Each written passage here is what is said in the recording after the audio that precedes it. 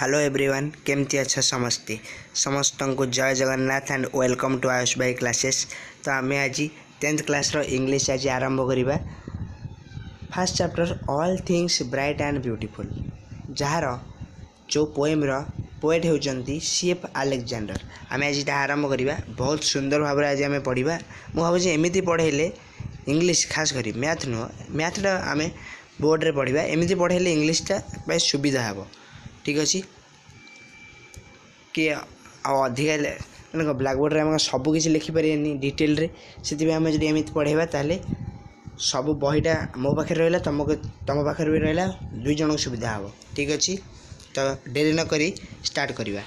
All things bright and beautiful अर्थ सबकि उज्ज्वलमय और सुंदर। ओडिया आम जो अनुवाद करिया आम या जापर आर पोएट किए सीएफ अलेक्जेंडर। तापर देखिए we see and enjoy many things around us. आमे आम चतुर्पार्श्व आम चारिपाखे आम विभिन्न सुंदर वस्तु देखुचु एंड ताकू उपभोग करुचु। Such as beautiful sunrises and sunsets सुंदर सूर्यास्त हो सूर्योदय हो किंबा ट्रीज एंड फ्लावर्स वृक्षलता फूल फल इत्यादि। तापरे रिवर्स एंड माउंटेन्स बड़ बड़ सुंदर सुंदर नदी झरणा हो किंबा माउंटेन्स पर्वत हो। तापरे बर्ड्स एंड एनिमल्स पक्षी आउ विभिन्न एनिमल्स माने विभिन्न जीवजंतु पशु पक्षी इत्यादि। We smell the fragrance of flowers and feel the change of seasons. आमे फूलर जो बास्ना बा महक ताकू आमे सूंघी पारुचु एवं ऋतुर जो परिवर्तन बा सीजन्स वी हैव 6 सीजन्स। ठीक अच्छे शीत वर्षा ग्रीष्म वर्षा शीत शरत हेमंत बसंत ये 6टा ऋतु अच्छी ताकू क्रम अनुसार जब लिखा ताले ग्रीष्म वर्षा शरत हेमंत शीत बसंत जदि आम 6टा लिखा। ठीक अच्छे जब भूल थी तो करेक्शन करदेव। ठीक अच्छे तापर we have eyes to see all these lives. हाँ we have eyes to see all these आम ऑल दीज मान आम यही सब सृष्टि बा यही सब सौंदर्य देखापी आमको आखि मिली। ठीक अच्छे वी हैव आइज आमर आखि अच्छी कहीं ना टू सी ऑल दीज यही सब सुंदर सृष्टि देखापी आमर आखि अच्छी and lips to praise the beauty of the creation and we have lips आमर ओठ अच्छी यही ब्यूटीफुल क्रिएशन बा यही सुंदर यही सौंदर्यर गुणगान बा प्रशंसा करने आमको ओठ मिली। ठीक अच्छे तापर have you ever thought who has created such beautiful things for us. ठीक अच्छे हैव यू एवर थॉट तुम के भाविच who has created such beautiful things for us यही जो ब्यूटीफुल थिंग्स सब आम वैसा मुझे कहली तो से सब किए तैयारी करची तो who has blessed us with the senses of site आम शरीर आमर इंद्रिय युक्त कर आम शरीर केतोटी इंद्रिय अच्छी वी हैव 10 सेंसेस अर्थ 10टी इंद्रिय अच्छी 5टी कर्मेन्द्रिय 5टी ज्ञानेन्द्रिय। आमर जो हेड अच्छी मुंड अच्छी तादे 5टा इंद्रिय अच्छी और बाकी अच्छी हेड तल को अलग विभिन्न 5टी इंद्रिय अच्छी। तापर स्मेल एंड फीलिंग विभिन्न गंध आम बारी पारुचे एवं फीलिंग माने विभिन्न जिनस अनुभव करें सुख दुख इत्यादि आम अनुभव करें। Read the poem to know what the poet thinks about this things ये सब विषय जो विषय आम वर्तमान कथा है से विषय कवि कौन भावुंट से विषय चल पढ़ा और जाना। तापर द टेस्ट पोएमटा आसला पोएमटा देख all things bright and beautiful all things bright and beautiful all creatures great and small all things wise and wonderful the Lord God made them all। अर्थात फास्ट कह कि all things bright and beautiful सबू जिनिस सबू वस्तु समस्त वस्तु bright and beautiful उज्ज्वलमय और सुंदर। ठीक अच्छे ग्लोइंग करुच्ची ब्राइट अर्थ ग्लोइंग भी हो पार all things bright and beautiful सब वस्तु उज्ज्वलमय और सुंदर all creatures great and small सब जीव महान एवं क्षुद्र सब क्षुद्र क्षुद्र जीव भी महान अटंती तापरे all things wise and wonderful सब समस्त वस्तु वाइज माने कौन वाइज माने ज्ञान हो पार ज्ञानवान हो पार ये वाइज माने महान भी हो पारे तो वाइज माने ये महान हो पार ज्ञानवान भी तुम कहीपर कि समस्त वस्तुर आम किसी शिखुचे तो सब वस्तु भी ज्ञानवान अटंती एंड वंडरफुल वंडरफुल अर्थ रोमांचकर आकर्ष कौन आकर्षमय ठीक अच्छे all things wise and wonderful तापर the lord God made them all से भगवान बा लॉर्ड गॉड बा गॉड सबकिछि बा भगवान सबकिछि सृष्टि करिसेंती सब ये जो आम all things bright and beautiful देखुचे सुंदर सुंदर वस्तु आम चारिपाखे देखुचे विभिन्न जीवजंतु देखुचे वाइज एंड वंडरफुल विभिन्न वस्तु देखुचे सब किए सृष्टि करिसेंती भगवान सृष्टि करिसेंती all things bright and beautiful अर्थ आउ थे देखिए सब मूलरू all things bright and beautiful सबकिछि उज्ज्वल एवं सुंदर all creatures great and small सब जीव क्षुद्र एवं महान all things wise and wonderful सबू जिनस ज्ञानवान एवं रोमांचकर आकर्षमय जहाँ कहीपर the lord God made them all भगवान सबकिछि सृष्टि करपर each little flower that opens, each little bird that sings. He made their glowing colors, he made their teeny wings. Each little flower that opens, प्रत्येक क्षुद्र क्षुद्र फूल जहाँकि प्रस्फुटित होता है, प्रत्येक क्षुद्र क्षुद्र फूल जहाँकि प्रस्फुटित होता है एवं each little bird that sings, प्रत्येक छोट छोट विहंग बा पक्षी जो माने गाई थांती गीत गाई थांती. He made their glowing colours, भगवान तांकर ग्लोइंग कलर सृष्टि करछन्ती. And he made their tiny wings, भगवान तांकर छोट छोट डेणा सृष्टि करछन्ती. अर्थ ये कह जाउची कि ये जो ग्लोइंग कलर्स कहार फ्लावर्स कर ये ग्लोइंग कलर्स रहा आउ बार्ड्स बा पक्षी मानकर ये टिन विंग्स रहा. ठीक अच्छे, तो मूलर कहीदे each little flower that opens, प्रत्येक क्षुद्र क्षुद्र फूल जे कि प्रस्फुटित हुआ बा फुटंती से भगवान कौन देइछन्ती. He made their glowing colours, भगवान फ्लावर्स को ग्लोइंग कलर्स देइछन्ती. एवं each little bird that sings, प्रत्येक छोट छोट पक्षी बा विहंग जो मैंने गीत गाई था. He made their tiny wings, भगवान तांको छोट छोट डेणा देइछन्ती. तापरे नेक्स्ट तापरे the purple headed mountain, the purple headed mountain, the river running by, the sunset and the morning that brightens of the sky. The purple headed mountain माने आमर पर्वत गुड़िक उपरे जंगल थाए, सबुज उद्भिद था, तो से रंग ग्रीन कलर होता है. सूर्यास्त समय सूर्य नाली रंग कौन नाली रंग छाड़ी था, अर्थ सूर्य लाल देखा जाए सूर्यास्त समय देखि. तापरे when sun cast red light, then आमर जो ग्रीन कलर रहा यही ग्रीन कलर रेड कलर सहित मिसीगला, तेणुकर यहाँ पर्पल दिखाला. पर्पल रंगटा एक्चुअली कहार मिक्सचर ब्लू आउ रेड, ताको ब्लूइश रेड भी कहुए. पर्पल को आमर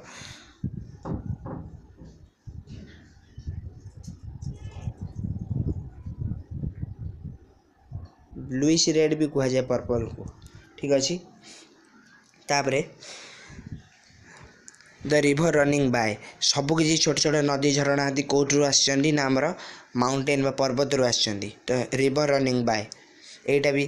तापरे the sunset and the morning, अर्थ सूर्यास्त. द मॉर्निंग माने सूर्यास्त, तो सूर्योदय सॉरी मॉर्निंग माने सूर्योदय. तो सूर्योदय सूर्यास्त यह सबू याड ब्राइटेन्स ऑफ द स्काई, कौन आकाश को उज्ज्वलमय करे. Brightens of the sky, mobile brightness जेन तुम ऑन ऑफ कर ब्राइटनेस बढ़ेले ब्राइटनेस, तापरे मोबाइल कौन उज्ज्वल देखा जाए. सेमती सनसेट और सनराइज आकाश को ब्राइटेन्स करथांती. सनसेट और सनराइज बा सूर्योदय सूर्यास्त आकाश को ब्राइटेन्स ଅଫ୍ ଦ ସ୍କାଏ, ଆକାଶକୁ ଉଜ୍ଜଳମୟ କରିଥାନ୍ତି। ଦେନ୍ ଆଉ ଥରେ ଦେଖିଦେବା ତ ପର୍ପଲ୍ ହେଡେଡ୍ ମାଉଣ୍ଟେନ୍ ବା ପର୍ବତ ଗୁଡ଼ିକର ଶୀର୍ଷ କବିଙ୍କ ଭାଷାରେ ଏଠାରେ ପର୍ପଲ୍ ହେଡେଡ୍ ରହିଛି। ଠିକ୍ ଅଛି, ପର୍ପଲ୍ ମାନେ କ'ଣ ନା ଭାଓଲେଟ୍ ବି କୁହାଯାଏ ବା ବାଇଗଣୀ ବି କୁହାଯାଏ। Purple headed mountain, the river running by, ମାଉଣ୍ଟେନ୍ରୁ ଝରୁଥିବା ସମସ୍ତ ନଦ ନଦୀ ଝରଣା ଇତ୍ୟାଦି। The sunset and the morning, sunset and the morning ଅର୍ଥ ସୂର୍ଯ୍ୟୋଦୟ ସୂର୍ଯ୍ୟାସ୍ତ, that brightens of the sky ଅର୍ଥ ସୂର୍ଯ୍ୟୋଦୟ ସୂର୍ଯ୍ୟାସ୍ତ ଆକାଶକୁ ଉଜ୍ଜଳମୟ କରନ୍ତି। କ୍ଲିୟର ହେଇଗଲା। ତାପରେ next, the cold wind in the winter, the cold wind in the winter, the pleasant summer sun, the ripe fruit in the garden, he made them everyone. The cold wind in the winter ଅର୍ଥ ଶୀତ ଦିନେ ଯେଉଁ ଶୀତଳ ଥଣ୍ଡା ଥଣ୍ଡା ସୁଲସୁଲିଆ ପବନ ପ୍ରବାହିତ ହୋଇଥାଏ ହେଲା।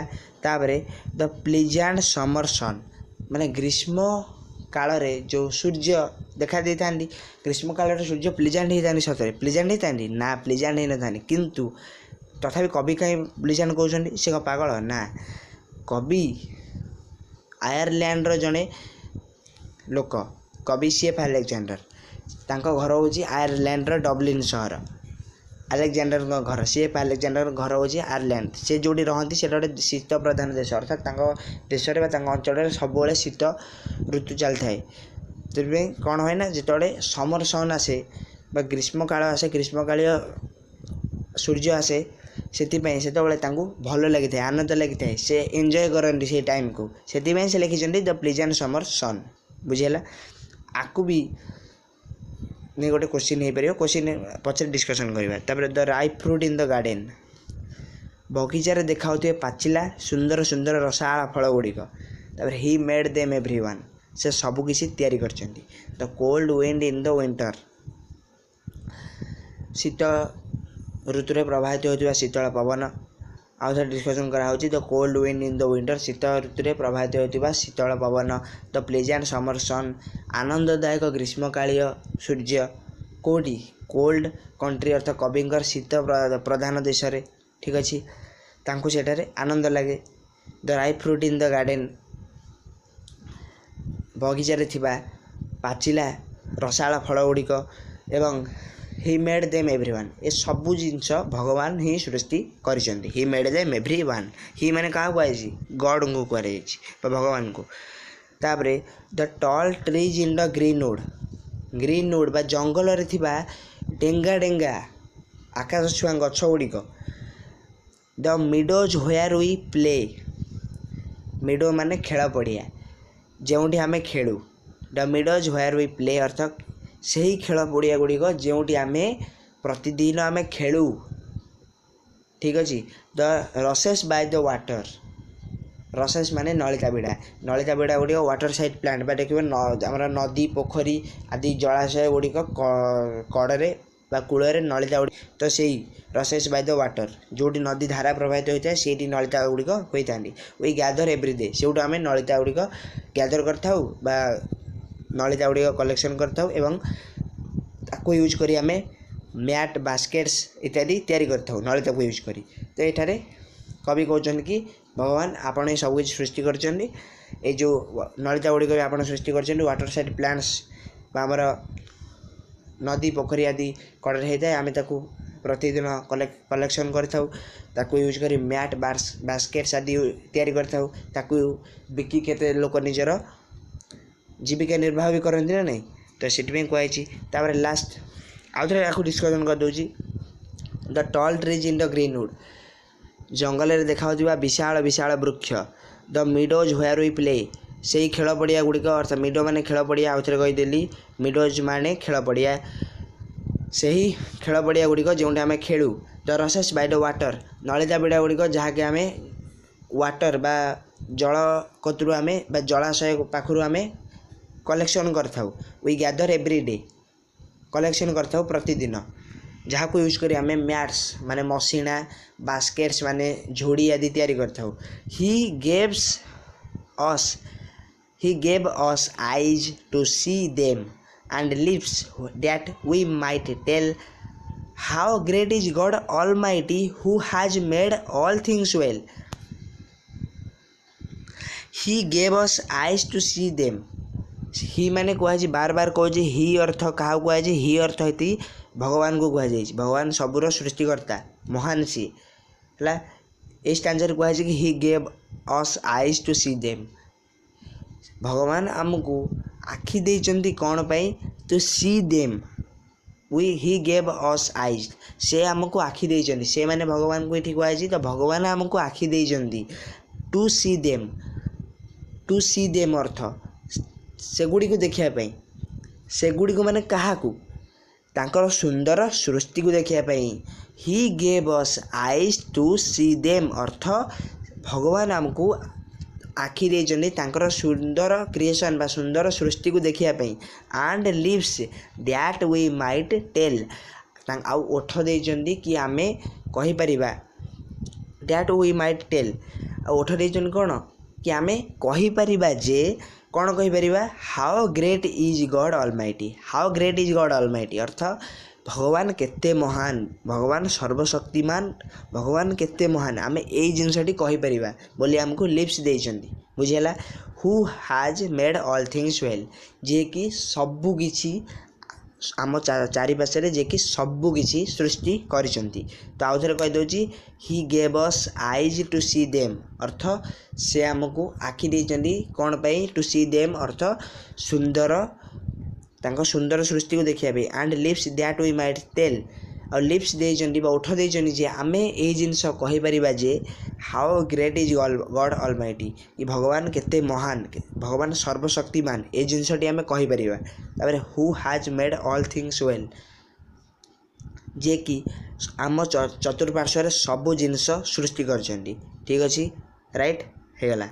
ତାପରେ about the poet. About the poet ଦେଖିବା, କବି ପରିଚୟ ଦେଖିବା। Cecil Francis Alexander. ତ ଏଇ ଯେଉଁ all things bright and beautiful ନାମକ ଯେଉଁ ସୁନ୍ଦର କବିତାଟି ପଢ଼ିଲ, ଏଇଟା କେବଳ କବିତା ନୁହେଁ, ଏଇଟା ଗୋଟେ ସ୍ତୁତି ବା ଭଗବାନଙ୍କର ମହିମା ଗାନ କରାଯାଇଛି ଏଠାରେ। ତ ଏବାଉଟ୍ ଦ ପୋଏଟ୍ରେ ଆମର ପଢ଼ିବା କି Cecil Francis Alexander was born in Dublin. Cecil Francis Alexander କିଏ? ନା ଏଇ ଯେଉଁ କବିତାଟି ପଢ଼ିଲ all things bright and beautiful, ଆର ପୋଏଟ୍ ହେଉଛନ୍ତି CF ଆଲେକ୍ଜାଣ୍ଡର ଅର୍ଥ CF ଆଲେକ୍ଜାଣ୍ଡର ହେଉଛନ୍ତି ଏହାର ପୋଏଟ୍। ତାଙ୍କ ପୁରା ନାମ ହେଉଛି Cecil Francis Alexander. Was born in Dublin Ireland. ଆୟାରଲ୍ୟାଣ୍ଡର ଡବ୍ଲିନ୍ ସହରରେ CF ଆଲେକ୍ଜାଣ୍ଡର ବା ସେସିଲ୍ ଫ୍ରାନ୍ସିସ୍ ଆଲେକ୍ଜାଣ୍ଡର ଜନ୍ମଗ୍ରହଣ କରିଥିଲେ। କେବେ? ନା 1818 ମସିହାରେ ଅର୍ଥାৎ 1818 ମସିହାରେ ଜନ୍ମଗ୍ରହଣ କରିଥିଲେ। ସି ଲାଗିଲା କାହିଁ ଅର୍ଥ? ଏଠି ସି ଲାଗିଲା ସେ ଜଣେ କ'ଣ? ସେ ଜଣେ ଫିମେଲ୍ ପୋଏଟ୍। ଠିକ୍ ଅଛି, ଫିମେଲ୍। ସି ଲାଗିଲା ଅର୍ଥ ସେ ଜଣେ ଫିମେଲ୍ ପୋଏଟ୍। ଠିକ୍ ଅଛି। ତାପରେ she is a famous hymn writer ମାନେ ସ୍ତୁତି ଲେଖିକା। ଯାହା କହୁଛି ସବୁ ଜିନିଷ ଲେଖିବା ସମ୍ଭବ ନାହିଁ। ଏମିତି ଯଦି ପଢ଼େଇବି ସବୁକିଛି ଲେଖିବା ସମ୍ଭବ ହେଉନି। ସେଥିପାଇଁ ଲେଖୁଥିବ, ନୋଟ୍ କରି ଚାଲୁଥିବ। ଯେଉଁମାନେ ନ ଜାଣିପାରୁଥିବ ସବୁର ମୁଁ ଟ୍ରାନ୍ସଲେଟ୍ କରି କହୁଛି, ତାକୁ ଲେଖି ଚାଲୁଥିବ। She is a famous hymn writer and poet. ସେ ଜଣେ ବିଖ୍ୟାତ ସ୍ତୁତି ଲେଖିକା ଏବଂ ଜଣେ ନାରୀ କବି। ଠିକ୍ ଅଛି। ହର୍ ଫେମସ୍ ୱାର୍କସ୍ ଆର୍, ତାଙ୍କର ପ୍ରଶଂସନୀୟ ବା ତାଙ୍କର ବିଖ୍ୟାତ କାର୍ଯ୍ୟଗୁଡ଼ିକ ହେଉଛି hymn for children, Christmas carol, once in royal David city, verses for holy season ଇତ୍ୟାଦି। ହାଇମିନ୍ ଫର୍ ଚିଲଡ୍ରେନ୍ କ'ଣ? ନା ହାଇମିନ୍ ଫର୍ ଚିଲଡ୍ରେନ୍ ହେଉଛି ଗୋଟିଏ କବିତା ବା ଗୋଟିଏ ଗ୍ରନ୍ଥ ବି ତୁମେ କହିପାରିବ। ତ ଏସବୁ ଆଧରୁ ଗୋଟେ କ୍ୱେଶ୍ଚିନ୍ ବି ହେଇପାରିବ କି which is the famous work of Cecil Francis Alexander. ଏମିତି ପରୀକ୍ଷାରେ 4ଟା ଅପସନ୍ ଦେଇଥିବ କ'ଣ? ଦେଇଥିବ ହାଇମିନ୍ ଫର୍ ଚିଲଡ୍ରେନ୍ ଦେଇଥିବ। ତାପରେ ଅଲଗା 3ଟା ଆଡ଼ୁ ସାଡ଼ୁ ଗୋଟେ 3ଟା ଆଣି ଦେଇଥିବ। ତାପରେ ତୁମକୁ এই 4ଟା ଭିତରୁ ଗୋଟେ ଦେଇଥିବ, ଗୋଟେ ହାଇମିନ୍ ଫର୍ ଚିଲଡ୍ରେନ୍ ଥାଇପାରେ ଅପସନ୍ରେ, କିମ୍ବା କ୍ରିସମାସ୍ କ୍ୟାରୋଲ୍, କିମ୍ବା once in royal David city, verses for holy season. ଏ 4ଟାରୁ କ'ଣଟେ ଥିବ। ତ ତୁମକୁ ତାକୁ ବାଛି ଲେଖିବାକୁ ପଡ଼ିବ। ତ ଏଇ 4ଟା ଟିକେ ମନେ ରଖିପାରିବ। ଯେମିତିକି hymn for children, Christmas carol, once in royal rabbit city जो इजिली मन रखियो सब पूरा ना मन रखिया दरकार नहीं अल्प अल्प मन रखिले हे जो तापरे this poem is included in hymn for children this poem is included in hymn for children this poem is a लाइनटा फास्ट लाइनटा और लास्ट लाइनटा टिके भल कि मन रखी था this poem is included in hymn for children यही पोएम यही कविता all things bright and beautiful कौथुरु आसी हाइमिन फॉर चिल्ड्रेन नामक एक कवितारू आसी ठीक अच्छे तापरे नेक्स्ट विषय वस्तुटी आम पूरा पूरी गुंड होपर आम नोट्स एंड ग्लोसरी पार्ट को जीवा जो आमर प्रति वर्ष क्वेश्चन आसे तापर देखिबा कि ग्लोइंग अर्थ कौन ग्लोइंग अर्थ हूँ चमकुवा कौन ब्राइट ग्लोइंग अर्थ ब्राइट बा उज्ज्वल बा चमकुवा तापरे पर्पल हेडेड माउंटेन कथा पढ़िल कवितार पर्पल हेडेड अर्थ the rays of the setting sun make the mountain top appear purple अर्थ सूर्यास्त समय सूर्य ठार आसुवा जो रेज बा रश्मि मेक द माउंटेन को make the mountain top appear purple सूर्यास्त समय सूर्य ठार आसुवा रश्मि माउंटेन टॉप बा पर्वतर शीर्ष पर्वतर ऊपर भाग को पर्पल कलर कर दे थाए कहीं कर दे थाए मैं कही तार पर्वतर कौन पर्वत विभिन्न सबुज उद्भिद था तेणु जहाँ हूँ ग्रीन कलर थाए एवं जिते यहाँ कौन नाली कलर ग्रीन कलर मिसी जाए से पर्पल हो जाए किंतु पर्पलटा एमती भी होता है नाली ग्रीन भी मिसी होता है गोटे ब्लूइश रेड पर्पल को ब्लूइश रेडटा अन्य नाम पर्पल अन्य नाम हूँ ब्लूइश रेड ठीक अच्छे तापरे मिडो आन ओपन एरिया ऑफ ग्रासलैंड आन ओपन एरिया ऑफ ग्रासलैंड कौन ना खेल पड़िया ग्रासलैंड माने सबुज घास पड़िया भी आम जहाँ कहीपर से आम कौन खेली था आम जो पड़िया खेलु से घास पड़िया तो होता है से आन ओपन एरिया ऑफ ग्रासलैंड सबुज घास पड़िया खेल पड़िया को कहुपर तो मिडो माने कौन आन open area of grassland rushes varieties of water side plant rushes माने नलिता परी प्लांट्स बहुत विध varieties of water side plants some of which are used for making mats and baskets water side plants बा जलाशय पाखे उठुवा उद्भिद सम ऑफ व्हिच जो किसीटा नलिता परी उद्भिद जहाँ आम making we use them for making mats and baskets आम जहाँ को मशीना झुड़ी आदि मैट्स एंड बास्केट्स पर वस्तु तैयारी करती और किसी लोग बिकिकी निज जीविका निर्वाह भी करती से सब भगवान का सृष्टि तो से भगवान आमको एत सब देते बदल आम कि नहीं तो मात्र अध घंटा कि घंटाए आम भगवान को तो दे पार 24 घंटे आम विभिन्न कार्य करुचे तो मोर एतिक उपदेश विषय सरीगला विषय पर भोकाबुलारी क्वेश्चन अच्छी जहाँटा कि आम पछरे MCQ हो कि जहाँ भी रहा सी पछरे डिस्कसन हम किंतु एबे मु गोटे टिप्स तो मुझे देवी कि भगवान आमको एत सब सृष्टि कर आम सुविधा तो आम अध घंटा कि घंटाए भगवान को भजन रे नियोजित कले सेटा ताले आम भगवान को ऋण आम सात जन्म बीतीगले आम सुझाई पार ना अनंत जन्म बीती आम सुझाई पार ना किंतु एमती करने द्वारा आम किसी परिमाण में आम कृतज्ञता आम भगवान को अर्पण करें तो ये कही भिडियो शेष करुच्ची जय Jagannath thank you for watching next video देखा नेक्स्ट वीडियो आम ग्लोसरी आम जो भोकाबुलारी आउ क्वेश्चन डिस्कशन करवा।